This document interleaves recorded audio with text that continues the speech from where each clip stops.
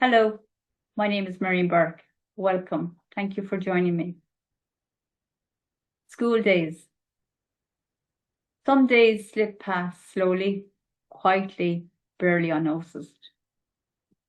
It was early in the morning. My sister Anne popped in her head as I slept, her voice bubbly with excitement. Miriam, she said, would you like to come with me and see Jane's school? She didn't need to ask twice. I could see the pride in her voice, and the pride only as a mother could feel to see her child taking a step forward in life. James was standing in the hallway, dressed in his little school uniform, and the straps of his school bag pulled tight over his shoulders. He looked up at me with those big bright eyes. Mare, he said with curiosity, as we all set off in the car. As we entered the school grounds, parents walked around, some holding their children's hands, as some were overpacked with school bags and lunch boxes decorated with cartoons. As for me, as Auntie Miriam, I had to wear a mask and disguise myself and slip quietly into the background behind the parents. As we reached the classroom, Anne began proudly, as she had been waiting for this moment. Come on, Miriam, she said. Have a look. The glow in her face. The classroom was warm and colourful. The walls were decorated with fingerprints and bright colours of pictures hanging on the wall, and the letters draped over the walls too. That familiar smell, the crayons mixed with glue, and the old books, and the rubber scent of freshly scented flowers. It was a smell of memories from the deepest corner of my mind. As I watched James place his bag in his little cubbyhole, as a surprise of emotion washed over me, I felt my throat tightened, and suddenly I was no longer standing in his classroom. I was standing in mine.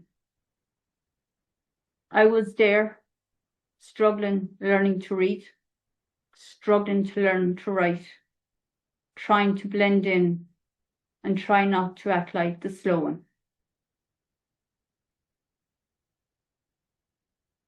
I remember that discomfort, not to be heard and not to be known. Those memories were quietly whispering in my mind. How many children in this room right now, in this classroom, Jane's classroom, how many little heads are bowed over and don't understand what they're learning? How many little hearts are already learning to hide their confusion?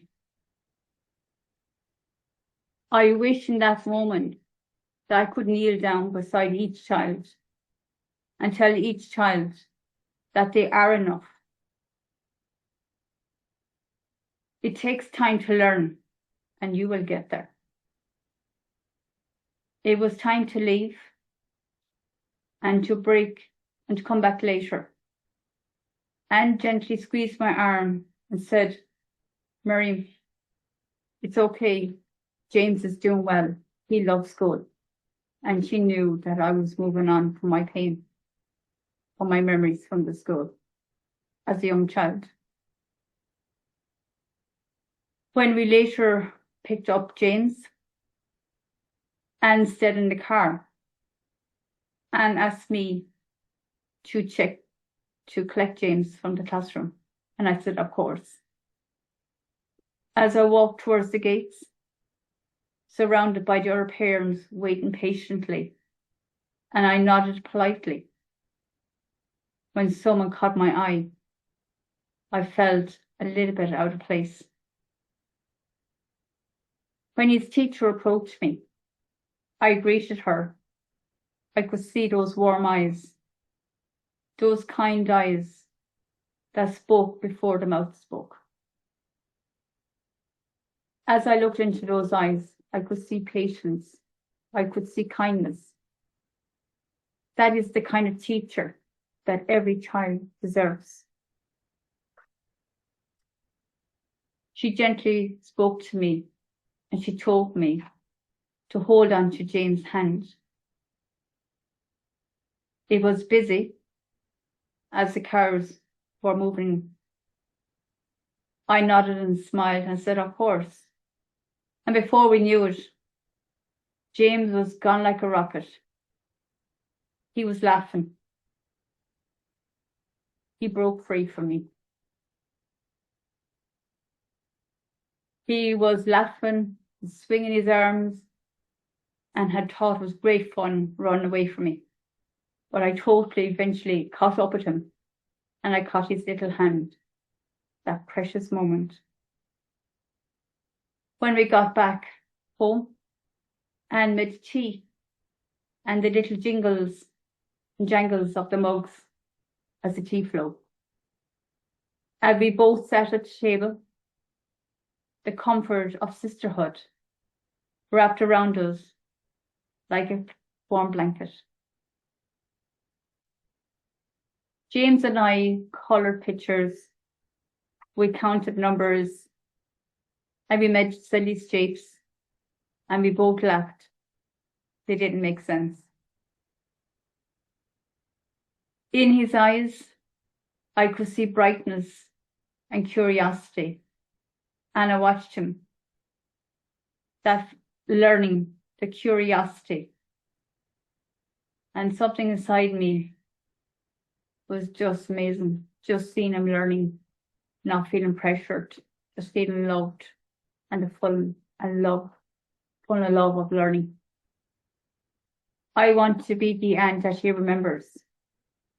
The fun one, the warm one, the one that cheers him on, the one that gives him the big high fives and gives him the encouragement. It is okay to make mistakes, to keep going and keep learning. My greatest simple wish is that James will grow into a kind, decent man. And to remember me running after him with his bag, and remember him to remember me, that'll give him the high fives without the endless love. I would really like you to share these videos. Every child should feel loved and heard, no matter where they are in their learning. Time, love, patience, it's all about. Thank you.